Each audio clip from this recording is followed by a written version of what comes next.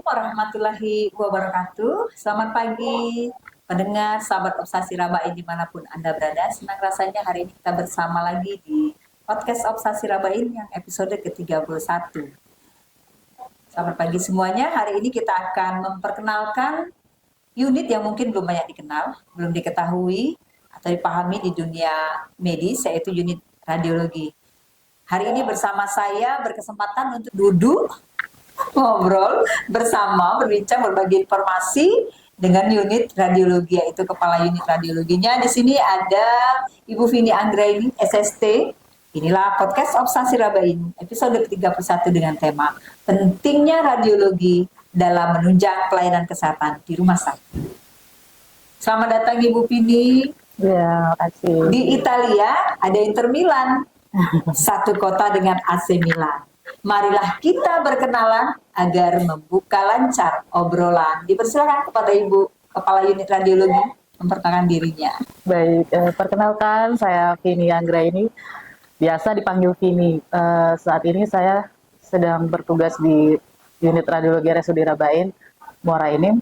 Kalau dibilang radiografer itu sudah sejak tahun 2004 ya Bu, sudah gabung di RSUD Rabain Muara Enim. Sampai sekarang itu jadi di dunia radiologi itu udah sejak 2004. Untuk domisili saya sendiri itu saya tinggal di Muara Enim dan memang asal Muara Enim. Itu aja perkenalan singkat dari saya mungkin. Baik.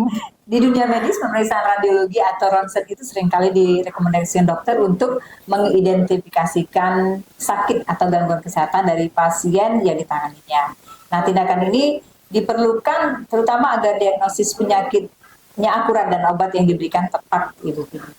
Pertanyaan kita pagi ini di awal nih, apa sih Bu yang dimaksud dengan radiologi itu dan kenapa dia begitu penting perannya di Rumah Sakit Umum Daerah Dr. Haji Muhammad Rabain ini? Terutama ada yang tanya nih Bu, apa bedanya ronsen sama radiologi? Silakan Ibu. Baik, unit radiologi itu sendiri kalau kita lihat struktur organisasinya itu dari Direktur RSUD Rabain Muara Enim, kita di bawah Wadir Pelayanan, dan di bawah Wadir Pelayanan itu ada bidang pelayanan penunjang medik. Nah, kita dibawahi oleh bidang pelayanan penunjang medik, akhirnya terbentuklah unit radiologi. Dan untuk istilah radiologi itu sendiri ya, sebenarnya radiologi itu istilah suatu ilmu kedokteran yang menggunakan teknologi untuk menghasilkan gambaran. Jadi kayak gambaran teknologi ilmu kedokteran yang menghasilkan gambaran, itu namanya radiologi. Ya, yang bisa memindai tubuh manusia sehingga bisa mendeteksi adanya suatu penyakit. Nah, kalau istilah ronsen ya, ronsen itu sendiri. Kalau ronsen itu sebenarnya apresiasi dari nama ronsen, itu nama pencipta sinar X dari fisikawan asal Jerman bernama Wilhelm Conrad Ronsen. Nah, itu ada istilah dunia medis dipakai nama ronsen untuk mengapresiasi nama beliau, sehingga kalau ronsen itu istilah untuk merujuk pemeriksaan yang menggunakan sinar X aja. Jadi bedanya di situ. Kalau radiologi itu mencakup teknologi yang menghasilkan semua gambaran, baik itu dari sinar X, gelombang elektromagnetik itu kayak MRI itu kan dari elektromagnetik, dan kayak gelombang suara itu kayak USG. Sedangkan kalau untuk ronsen itu istilah untuk teknologi yang menggunakan sinar X aja. Jadi tempatnya bernaungnya radiologi. Iya. Jenis pemeriksaan yang menggunakan kamera itu film, ronsen tadi. Baik. Terus kasih gambaran tentang peralatan dan ruangan di radiologi di rumah sakit kita nih. Kenapa dirancang, bagaimana rancangannya sehingga dipastikan nyaman pasien yang datang ke rumah sakit untuk safety-nya. Baik, di sini saya di RSUD Rabain Muara Enim kan, saya juga diberi tugas tambahan nih sebagai kepala unit radiologi. Nah, di situ peran saya untuk menjadi penanggung jawab ruangan radiologi, di mana ruang radiologi itu sudah memiliki standar. Standar artinya di sini yang diutamakan itu keselamatan dan keamanan pasien, petugas juga, sama masyarakat. Kayak pendamping pasien itu kan masyarakat yang bukan pasien. Kalau untuk peralatannya, bisa dibilang peralatan yang kita miliki itu menggunakan sinar X, itu zat radioaktif ya Bu, memiliki paparan. Jadi harus dikombinasi dengan ruangan yang sesuai standar. Standar. Dari peralatan yang kita miliki itu kayak CT scan, mamografi, sinar X yang pesawat sinar X yang menunjang pemeriksaan konvensional, intervensional, dan USG itu sudah memiliki desain ruangan yang sesuai standar. Poin penting di sini saya sampaikan karena semua peralatan X-ray, sinar X yang kita punya itu sudah mendapatkan izin dari Bapeten. Bapeten itu Badan Pengawas Tenaga Nuklir. Jadi aman. Jadi saya sampaikan kepada masyarakat Moraine dan sekitarnya juga, nggak perlu khawatir untuk melakukan pemeriksaan kita, karena RSUD Rabain selalu mengedepankan keselamatan pasien. Petugas juga, masyarakat juga. Ngomong-ngomong nih, ruangannya sudah lengkap. Ruangnya sudah lengkap, sudah safety. Jumlahnya, tugasnya berapa banyak sih? Ya, belum disampaikan ya. Kalau alhamdulillah ya, kalau di Rumah Sakit Umum Dr. Haji Muhammad Rabain ini, kita seluruh di unit radiologi itu ada 21 staf. 21 staf. Itu terdiri dari 3, ini yang paling penting. Kita udah punya 3 dokter radiologi. Wow. Tepuk tangan dulu. Keren. 3 dokter radiologi itu lumayan. Luar biasa. 1 petugas administrasi dan sisanya itu radiografer. Dan untuk pelayanan, saya sampaikan juga di informasi di sini kalau kita melakukan pelayanan 24 jam. 24 jam. Bagi menjadi 3 shift. 3 shift. Jadi ada shift pagi, ada shift siang, ada shift malam. Jadi kalau ada kebutuhan apapun untuk pemeriksaan radiologi, silakan datang. Artinya walaupun kita datang di jam berapapun, nyampe di UGD, tetap ada tugasnya. Betul. Karena 3 kali dalam 24 jam. Nah, peran dokter radiologi itu sendiri, apa Ibu Bini, termasuk peran radiografer itu dalam proses pemeriksaan radiologi? Kenapa sih kehadiran mereka tuh begitu penting, ditunggu-tunggu? Iya, penting dong. Cari ya. Iya dong, penting. Karena kayak gini loh Bu, kayak kita tuh kombinasi yang benar-benar match gitu. Kayak radiografer itu kan tugasnya menghasilkan gambar. Dia radiografer sendiri punya tenaga ahli yang harus menghasilkan teknik gambaran yang diminta oleh dokter, sehingga hasil gambaran yang dibikin sama radiografer ini optimal dan layak baca. Nah, setelah jadi sebuah gambaran, di situ peran penting dokter radiologi. Dokter radiologi yang mendeteksi adakah terdeteksi suatu penyakit di pasien tersebut. Sehingga terbantu nih dokter pengirim kayak dokter penanggung jawab bisa menegakkan diagnosa pasien tersebut. Baik, jadi ternyata peran radiografer itu sangat penting di rumah sakit kita, membantu dokter radiologi. Nah, alurnya bagaimana pemeriksaan radiologi itu di rumah sakit kita ini? Bagaimana masyarakat bisa memanfaatkannya, Ibu Pini, terutama yang menggunakan jaminan kepesertaannya adalah BPJS. Baik. Kalau untuk memanfaatkan jaminan BPJS atau misalkan Bapak Ibu punya asuransi, itu silakan memanfaatkan pemeriksaan radiologi di Rabain karena kita memiliki 3 alur kedatangan pasien ya Bu. Dari pasien rawat jalan atau rujukan luar atau dari poli, dari rawat inap dan dari instansi gawat darurat. Untuk alur kedatangan itu diinformasikan di sini sedikit apabila Bapak Ibu sudah mendapatkan informasi dari dokter nih. Kalau Bapak Ibu harus disuruh ronsen, itu tinggal mendaftarkan ke loket pendaftaran di unit radiologi. Nanti di situ ada petugas administrasi yang membantu Bapak Ibu untuk diarahkan ke ruang pemeriksaan mana. Dan juga nanti jangan lupa kalau Bapak Ibu pasien rawat jalan itu nanti diberikan nomor antri. Sehingga kami sebagai radiografer yang akan melakukan pemeriksaan itu akan memanggil Bapak Ibu sesuai nomor antrian. Dan sebenarnya kalau rawat inap sama UGD itu nggak jauh beda ya alur pemanggilan pasiennya. Hanya tidak diberikan nomor antri. Kayak ruang rawat inap itu ruang pemeriksaannya beda sama pemeriksaan untuk pasien rawat jalan. Jadi pasien rawat jalan nanti kan kalau diantrikan juga sama yang rawat inap, nggak pegang nomor antri, atau di skip Dapat- gitu. Iya. Ini udah nomor aku loh, tahu kok tiba-tiba pasien lain masuk. Bisa masuk. Jadi jangan khawatir karena pasien rawat jalan itu pun sendiri saling sesama pasien itu sendiri yang menunggu. Iya. Jadi kalau misalnya nih dari luar nih yang tanpa pengantar tetap harus dari poli atau bagaimana itu prosesnya? Misalkan itu dari luar, kalau dapat rujukan Contohnya dari luar, begini nih, kan sering kita datang tiba-tiba ada yang bertanya, Bu, kami kemarin sudah di suatu tempat, misalnya di rumah sakit A, misalnya sudah melakukan pemeriksaan radiologi, tetapi diminta ulang untuk pemeriksaan radiologi ulang. Mereka tidak membawa pengantar. Nah itu prosesnya bagaimana itu?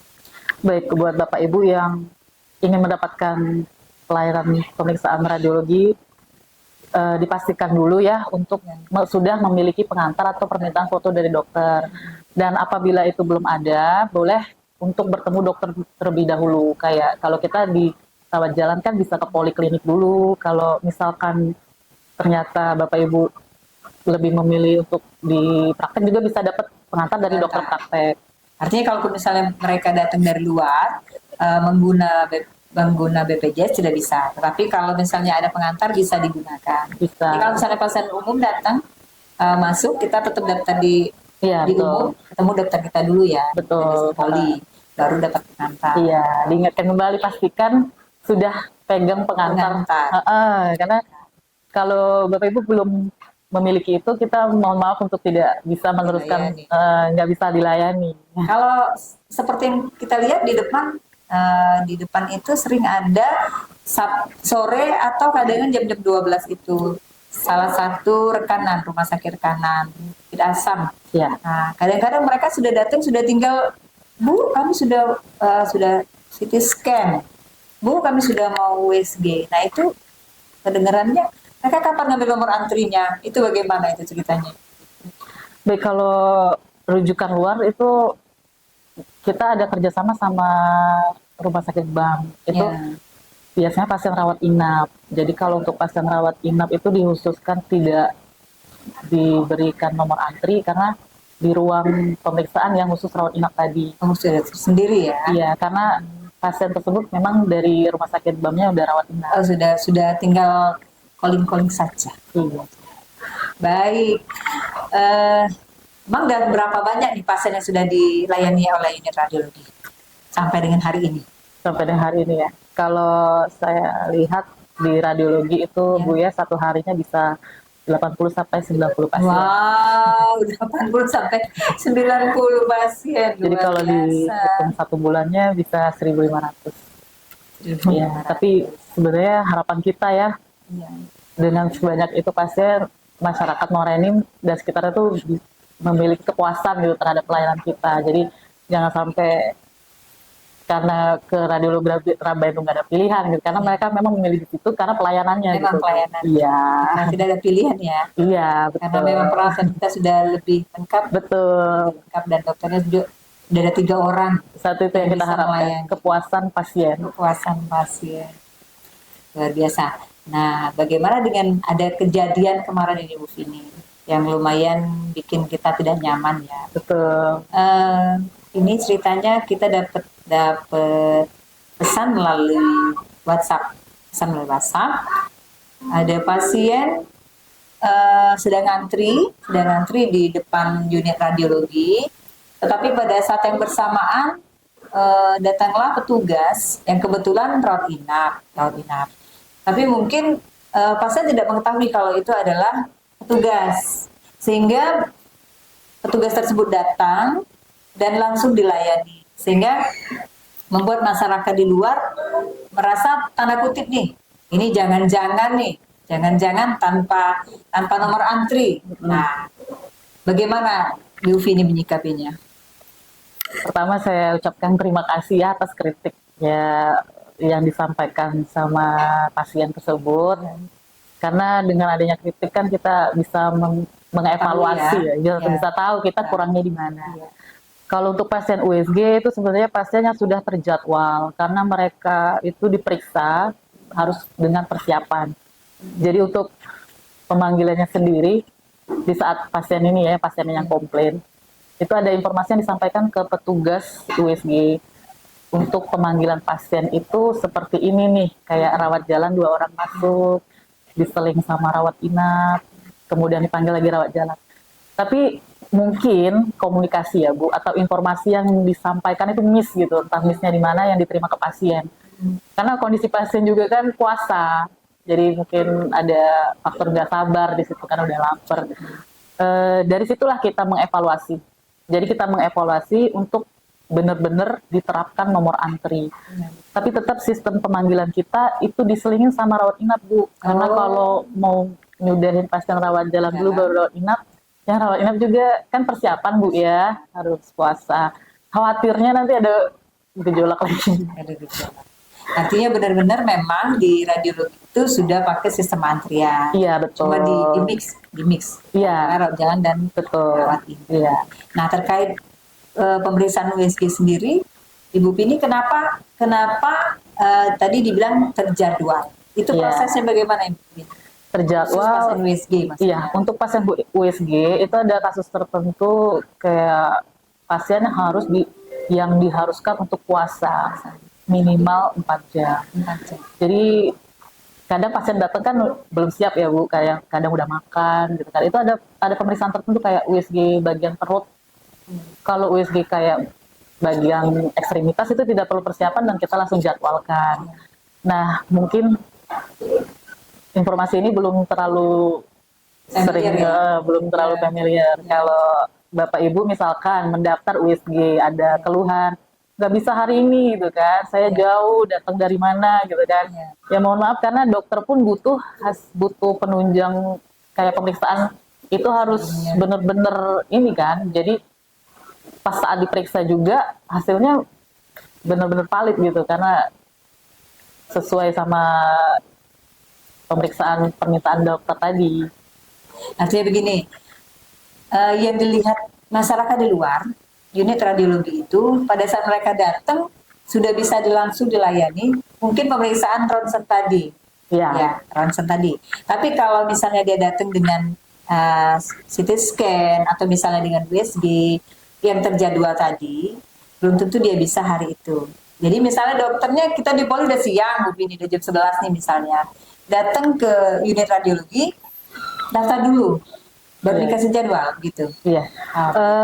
Kalau untuk pasien terjadwal itu selain USG ada satu lagi nih.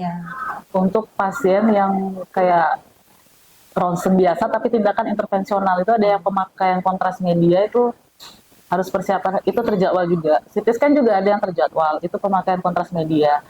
Itu tadi informasi untuk yang terjadwal, biasanya ngeliat jadwal dulu sih Bu. Karena kan jadwal kita tuh selalu padat ya. Kalau bisa dibilang dapat jadwal 1 minggu kemudian itu bisa jadi, bisa mungkin. Artinya pasien juga petugasnya sama-sama sabar ya Bu Pini. Tugasnya lebih sabar menjelaskan, pasien juga lebih sabar bahwa sudah datangnya siang dan nyampe di sini sudah jam 11:30. Jangan dengan alasan jauh harus dilayani segera karena memang ada butuh proses. Iya, ada butuh proses. Ada prosesnya yang langsung bisa 4 jam, tapi kita tetap juga di jam kerja ya Bu Pini, ya, jam pelayanan. Baik, luar biasa ngobrol kita hari ini nih. Di penutup nih, closing statement. Harapan apa dari unit radiologi yang bisa disampaikan ke rumah sakit atau rumah sakit ke unit radiologi? Di sini saya sebagai radiografer juga kepala unit radiologi itu luar biasa mengapresiasi ya komitmen Bapak Direktur RSUD Dabain dan juga bidang penunjang medik yang selalu mendukung nih teknologi radiologi. Jadi kita selalu mendapatkan update dan juga selalu mendukung radiografer dalam mendapatkan informasi. Bisa jadi lewat seminar, bisa jadi lewat pelatihan. Harapannya ya konsisten lah sama komitmen itu. Harapannya itu tadi apresiasi dari kita. Cukup terima kasih lah karena selalu mengedepankan untuk pelayanan radiologi. Karena memang teknologi yang didahulukan radiologi kan. Karena kita menggunakan teknologi. Staffnya juga harus update. Iya, betul. Menguasai teknologi. Baik, terima kasih Bu Pini, Kepala Unit Radiologi, atas obrolannya yang informatif ini. Terima kasih untuk waktu dan wawasan yang dibagikan ke pendengar Obsasi Rabain dimanapun Anda berada. Terima kasih tim Humas, terima kasih tim PKRS, terima kasih Rumah Sakit Umum Daerah Dr. Haji Muhammad Rabain melalui Kabak Bina Program dan Publikasi yang telah memfasilitasi kegiatan ini. Terima kasih semua sahabat Obsasi Rabain dimanapun Anda berada. Demikianlah informasi yang dapat kami sampaikan hari ini tentang peran penting radiologi dalam menunjang pelayanan kesehatan di rumah sakit. Jika ada yang tidak mengikuti dari awal obrolan ini bersama Ibu Vini ini, kita bisa saksikan di Facebook PKRS, juga YouTube Obsasi Rabain. Jangan lupa like, subscribe, dan komen ya, agar kita selalu menjadi yang terdepan untuk berubah dan memberikan informasi dan edukasi ke semua masyarakat di area Rumah Sakit Daerah Dr. Haji Muhammad Rabain. Kami akhiri, wassalamualaikum warahmatullahi wabarakatuh.